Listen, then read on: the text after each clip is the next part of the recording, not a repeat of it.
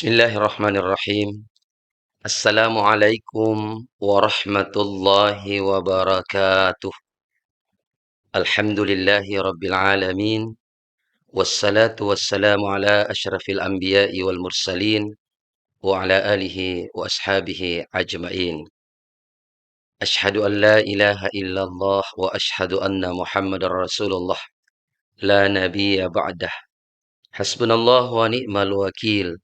Ni'mal maula wa ni'man nasir.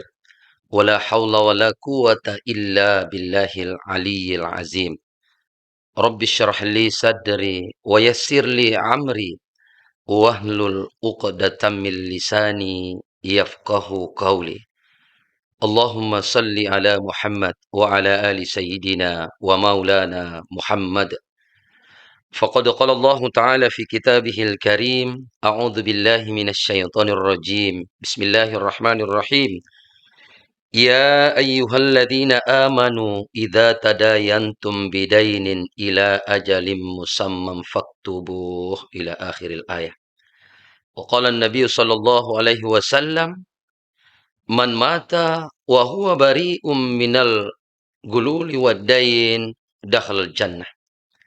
Sadaqallahul azim wa sadaqa rasuluhul karim. Sahabat Kemenak Toli Toli TV, di mana saja Anda berada, yang insya Allah sama-sama berbahagia. Puji syukur kita panjatkan kehadirat Allah Subhanahu wa Ta'ala, Tuhan yang Maha Esa. Alhamdulillah, kita masih sempat dipertemukan dalam acara ini. Semoga saja insya Allah kita semua sehat walafiat. Saudara-saudara kita yang lagi terbaring sakit, yang sakit di rumah, yang sakit di rumah sakit, mudah-mudahan insya Allah syafakallah. Mudah-mudahan Allah angkat penyakitnya, Allah sembuhkan penyakitnya, Allah anugerahkan sehat walafiat. Kita yang masih sehat walafiat, mari kita syukuri nikmat sehat walafiat itu. Kita gunakan nikmat sehat walafiat ini untuk beribadah kepada Allah Subhanahu wa Ta'ala.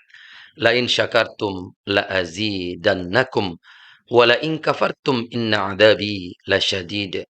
Sungguh jika nikmat-nikmat itu kita syukuri, maka insya Allah Allah akan terus tambahkan. Termasuk nikmat sehat walafiat. Jika kita syukuri dengan memperbanyak ibadah kepada Allah Subhanahu wa Ta'ala, dengan menolong agama Allah Subhanahu wa Ta'ala, dengan berbuat baik terhadap sesama manusia, maka insya Allah nikmat sehat walafiat itu pun akan terus ditambah oleh Allah Subhanahu wa Ta'ala. Wala in kafartum inna adzabi lasyadid. Akan tetapi jika sekiranya kita ingkar terhadap nikmat-nikmat yang Allah telah anugerahkan kepada kita, maka ketahuilah bahwa azab Allah amat pedih. Salawat dan salam kita persembahkan kepada junjungan baginda Rasulullah Muhammad sallallahu alaihi wasallam. Mudah-mudahan insya Allah dengan banyak kita bersalawat.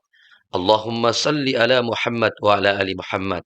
Ataupun salawat yang lain. Sallallahu ala Muhammad sallallahu alaihi wasallam. Sallallahu ala Muhammad sallallahu alaihi wasallam. Insya Allah dengan kita mengikuti sunnah-sunnahnya, kita mengamalkan sunnah-sunnahnya, maka insya Allah kita akan mendapatkan syafaatnya di yaumul akhir kelak. Amin ya rabbal alamin. Sahabat Kemenak Toli Toli TV di mana saja berada, alhamdulillah pada kesempatan ini kita akan membahas topik tentang bahaya utang piutang. Di dalam Al-Quran, tepatnya pada suratul Baqarah ayat 280. Di suratul Baqarah ayat 282, Allah Subhanahu wa Ta'ala mengingatkan ayat yang terpanjang dalam Al-Quran bukanlah yang bercerita tentang puasa, bukanlah yang bercerita tentang zakat, bukanlah yang bercerita tentang ibadah haji dan umrah, ibadah zakat. Akan tetapi ayat yang terpanjang dalam Al-Quran adalah ayat yang menjelaskan tentang utang piutang. Terdapat pada suratul Baqarah ayat 282. Apa kata Allah? Bismillahirrahmanirrahim. Ya ayyuhalladzina amanu idza tadayantum bidainin ila ajalim musammam faktubuh. Begitu panjangnya ayat ini. Ya ayyuhalladzina amanu, wahai orang-orang yang beriman. Wahai orang-orang yang percaya kepada hari kemudian. Wahai orang-orang yang percaya yang akan diturunkan ke liang lahat. Idza tadayantum bidainin ila ajalim musamman faktubuh. Apabila kalian terlibat dalam transaksi utang piutang dalam jangka waktu tertentu, faktubuh, maka catat, tulis, catatlah. Kenapa perlu dicatat? Sahabat Kemenak Toli-Toli TV, di mana saja berada. Karena persoalan utang ini sungguh sangat membahayakan. Utang piutang akan dipertanggungjawabkan di dunia wal akhirah. Akan dipertanggungjawabkan di dunia sampai di akhirat kelak. Sampai begitu berbahayanya. Sampai-sampai Rasulullah Shallallahu Alaihi Wasallam mengingatkan dalam sebuah hadis yang diriwayatkan oleh Imam Bukhari Muslim. Bismillahirrahmanirrahim. Man mata wa huwa bari'um minal qibar wal gulul wal dain dakhalal jannah. Siapa kata Nabi yang meninggal dunia, man mata wa huwa bari'um minal qibar, lalu dia terbebas, terhindar dari 3 penyakit besar. Yang pertama, al-qibar. Dia tidak sombong. Wal gulul, dia tidak mengkhianati saudaranya. Wadain, dan dia tidak meninggalkan utang piutang. Apa kata Nabi? Dakhalal jannah, dijamin masuk surganya Allah Subhanahu wa taala. Masya Allah, tabarakallah. Kalau begitu ada pertanyaan, sahabat Kemenak Toli-Toli TV mungkin bertanya, kalau begitu Ustadz bagaimana hukumnya utang piutang ini?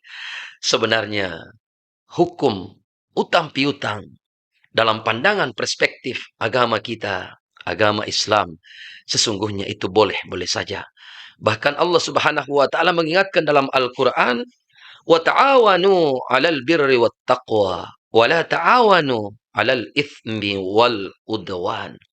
Allah Subhanahu wa taala menganjurkan kita, memerintahkan kita, mewajibkan kepada kita untuk saling tolong-menolong dalam hal kebaikan, dalam hal ketakwaan. Wala ta'awanu 'alal itsmi wal udwan. Akan tetapi janganlah kalian tolong-menolong terhadap perbuatan-perbuatan dosa, perbuatan-perbuatan maksiat.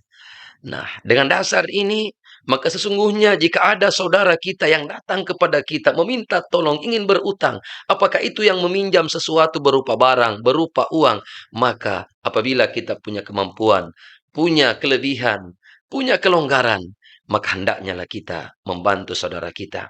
Namun demikian, Imam An-Nawawi dalam kitab Al-Azkar mengingatkan kepada kita. Juga dijelaskan oleh Imam Al-Hafiz Ibnu Hajar Al-Asqalani dalam kitab Fathul Bari. Apa kata beliau? Jika sekiranya suatu waktu ada saudara kita, ada tetangga kita yang datang untuk minta tolong meminjam sesuatu, apakah pinjam barang, apakah pinjam uang, atau sesuatu apapun yang dia mau pinjam, maka wajib hukumnya kepada kita yang ditempati untuk meminjam, untuk menanyakan. Iya, untuk menanyakan. Sebenarnya untuk apa? Misalnya uang. Kalau uang dia mau pinjam, untuk apa uang itu dipinjam? Kalau barang, untuk apa barang itu dipinjam? Sebab jangan sampai uang yang dipinjam itu atau sesuatu benda, barang yang dipinjam itu digunakan untuk bermaksiat, berpaling kepada ajaran agama Allah Subhanahu wa taala, maka menurut Imam Al-Hafiz Ibnu Hajar Al-Asqalani, kita pun termasuk akan mempertanggungjawabkan nanti di hadapan Allah Subhanahu wa taala. Di liang lahat kita akan mempertanggungjawabkan juga, kita akan berdosa di hadapan Allah Subhanahu wa taala. Karena barang, uang yang digunakan untuk bermaksiat itu dari kita sumbernya, sehingga wajib kita tanya. Adapun misalnya ketika kita sudah tanyakan, dia pun sampaikan dan dia berbohong kepada kita, maka lepas tanggung jawab kita di hadapan Allah Subhanahu wa taala. Tinggal dia yang bertanggung jawab nanti di hadapan Allah Subhanahu wa taala. Nah, yang kedua, mungkin sahabat Kemenak Toli-Toli TV bertanya, Ustadz, bagaimana hukumnya kita menagih, mengingatkan kepada saudara kita yang berutang? Nah, ini masalah utang piutang ini sangat luar biasa. Rasulullah Shallallahu Alaihi Wasallam dalam sebuah hadis yang diriwayatkan oleh Imam At-Tirmizi menyampaikan, sedangkan orang yang meninggal saja dalam keadaan mati syahid, akan dimudahkan dia dibebaskan dari siksaan di saat berhadapan dengan sakaratul maut, dibebaskan dari siksaan kubur, illa dain, kecuali utang piutangnya tetap diperhitungkan di hadapan Allah Subhanahu wa taala. Begitu berbahayanya utang ini. Yang menjadi pertanyaan, kenapa? Banyak kita saksikan dalam kehidupan kita. Iya, mungkin ada di antara sahabat-sahabat Kemenak Toli-Toli TV, begitu mudahnya ketika mau berutang, bujuk rayuan yang sangat dahsyat. Ibarat orang tua kita dulu bilang, mengalir itu air, hanyut batu di kuala akibat rayuannya itu. Tapi giliran kita tagih, nauzubillah summa nauzubillah min zalik. Kadangkala orang yang berpiutang, ketika menagih kepada yang berutang, ketika mengingatkan saudaranya kepada yang berutang, kala-kala dia seperti orang pengemis ketika sangat dibutuhkan, lalu tidak lagi ada kepedulian, ada kesungguhan untuk membayarnya. Kalaulah memang tidak ada apa-apa yang bisa kita bayarkan, kalau memang kondisi kita betul-betul dalam keadaan sempit, maka dijawab oleh Allah Subhanahu wa taala dalam Al-Qur'an Suratul Baqarah ayat 280. Allah Subhanahu wa taala berfirman, Bismillahirrahmanirrahim. Wa in kana zu usratun fanaziratun ila maisarah. Apabila ada saudara kita yang berutang, ketika kita datang menagih, kita ingatkan. Ya, karena memang sebagian ulama berpendapat bahwa sunnah hukumnya untuk mengingatkan, menagih kepada saudara kita yang berutang. Kenapa demikian? Karena dengan kita mengingatkan utangnya, karena apabila utang itu misalnya jatuh temponya sudah tiba, lantas kita tidak lunasi, kita tidak memberikan lagi kelonggaran, maka hukumnya itu akan menjadi riba, akan menjadi haram, haram, haram, dan haram. Dia makan sama anak istrinya, nauzubillah summa nauzubillah min zalik, jadi haram, haram, haram. Akan tetapi jikalau kita sudah mengingatkan, kita menagih dia, lantas dia tidak ada kelonggaran, belum ada apa-apa yang bisa dia pakai membayar, maka Allah sampaikan dalam Al-Quran solusinya. Wa in kana zu usratun fanaziratun ila maisarah. Apabila ada saudara kita yang datang menagih utangnya, dan yang ditagih itu belum punya kelonggaran, maka kata Allah, fanaziratun ila maisarah. Berikan dia waktu dan kesempatan sampai ia longgar. Apa kata Rasul? Siapa yang memberikan kelonggaran, yang memberikan kesempatan, yang memberikan waktu kepada saudaranya yang berutang untuk mengumpulkan, berusaha melunasi utangnya, maka Allah akan memberikan pahala yang sangat luar biasa. Bahkan sebagian ulama kita menafsirkan bahwa siapa ada saudara seiman yang berutang, lalu yang memberikan piutang itu memberikan kelonggaran waktu dan kesempatan untuk membayar utangnya ketika ditagih belum bisa membayar, maka malaikat akan mendoakannya. Salah satu golongan yang akan didoakan oleh malaikat dalam kitab Safinatun Najah, dari 12 golongan yang akan didoakan oleh malaikat, salah satu yang akan didoakan oleh malaikat adalah orang yang berpiutang dan mampu dengan ikhlas memberikan kelonggaran waktu kepada saudaranya yang berutang untuk pending, untuk memberikan waktu dan kelonggaran untuk membayar utangnya, maka malaikat doakan dia. Wahai ya Allah, hambamu ini sangat mulia hatinya. Ya Rasulullah, umatmu ini sangat mulia hatinya. Maka malaikat ini berdoa kepada Allah. Wahai ya Allah, berikanlah dia rezeki yang lapang ya Allah. Bukakanlah pintu-pintu rezekinya yang masih terhijab ya Allah. Jangan engkau jemput dia. Jangan cabut rohnya sebelum dia melunasi utang-utangnya. Masya Allah, tabarakallah. Yang menjadi pertanyaan sahabat Kemenak Toli-Toli TV di mana saja berada. Bagaimana jika misalnya yang berutang ini, dia tidak sempat bayar utangnya dan dia sudah meninggal dunia? Masya Allah, apalagi kalau utang yang diutangkan ini sampai nominal yang banyak, 10 jutaan, tentu ini sangat berat. Ditutup ayat ini tadi oleh Allah Subhanahu wa taala. Suratul Baqarah ayat 280. Apa kata Allah? Bismillahirrahmanirrahim. Wa anta saddaku khairul lakum in kuntum ta'lamun. Apabila ada saudara kita yang berutang, dia sudah meninggal dunia, ahli warisnya tidak punya kemampuan, meninggal dunia yang berutang, tidak meninggalkan harta benda untuk bisa dilunasi, untuk bisa dipakai membayar utang, maka Allah sampaikan, wa anta saddaqu khairul lakum in kuntum ta'lamun. Mengikhlaskan itu, menjadikan itu sedekah, jauh lebih baik bagimu, bagi orang yang mengetahui. Masya Allah, tabarakallah.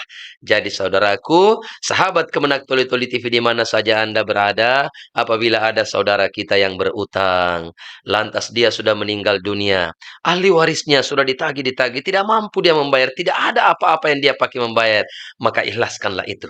Jadikan itu sedekah. Ketika kita mampu mengikhlaskan itu, kita menjadikan itu sedekah. Apa doa malaikat? Wahai ya Allah, berikan yang terbaik dia di dunia ya Allah, berikan yang terbaik di akhirat. Maka Rasulullah sampaikan, siapa di antara umatku yang mampu mengikhlaskan, yang mampu menjadikan sedekah terhadap saudaranya yang berutang kepadanya, baik itu jumlah kecil maupun jumlah besar, maka Allah akan memberikan balasan yang lebih di dunia dan di akhirat kemudian kelak. Insya Allah, Allah akan membangunkan istana dalam surganya Allah subhanahu wa ta'ala. Masya Allah, tabarakallah. Innamas sadaqatu la tutfi'u ghadabar rabbu wa tadfa'u maitatas su'i. Sesungguhnya dengan infak, dengan sedekah yang kita berikan dengan ikhlas, mengharap semata ridha Allah subhanahu wa ta'ala, apa kata Nabi? Itulah yang akan mencegah murka Allah subhanahu wa ta'ala. Itulah yang akan menjadi tulah bala bagi diri kita, menjadi tulah bala bagi keluarga kita, menjadi tulah bala bagi kampung, desa, negara, bangsa dan negara kita, insya Allah, jika kita sering dalam kehidupan kita membiasakan diri berinfak, bersedekah. Begitu dahsyatnya sedekah ini, sampai-sampai diceritakan dalam kitab Ar-Ruh yang ditulis oleh Imam Ibnu Qayyim Al-Jauziyah, ketika jasad itu selesai dimakamkan, selesai dikuburkan, lalu pulanglah semua keluarga. Ketika roh itu diturunkan kembali, ditiupkan kembali kepada jasad kita, si mayat yang sudah meninggal dunia. Syukur-syukur kalau kita meninggal dalam keadaan husnul khotimah. Menurut Imam Ibnu Qayyim Al-Jauziyah dalam kitab Ar-Ruh, tempat roh itu dua umumnya.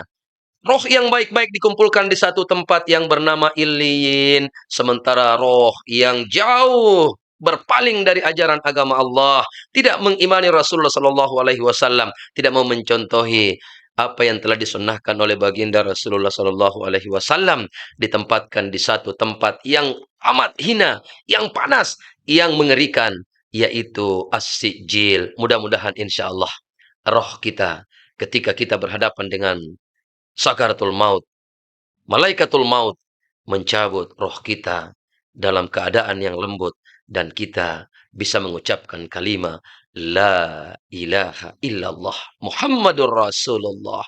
Kita diambil oleh Allah dalam keadaan husnul khatimah. Kita masuk dalam golongan orang-orang yang dipanggil oleh Allah.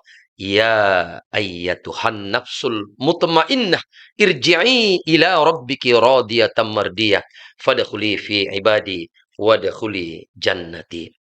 Sahabat Kemenak Tuli-Tuli TV yang insya Allah sama-sama berbahagia.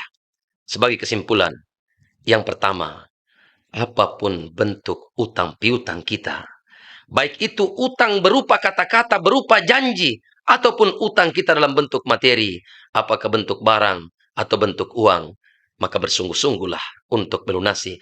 Karena salah satu golongan umat Rasulullah Sallallahu Alaihi Wasallam yang dinyatakan paling celaka nanti di hari kemudian, yang dinyatakan paling bangkrut nanti di hari kemudian, adalah orang yang meninggal dunia dan dia meninggalkan utang. Utangnya belum sempat dibayar lantas dia meninggal dunia. Dan adapun ahli warisnya tidak membayar utangnya.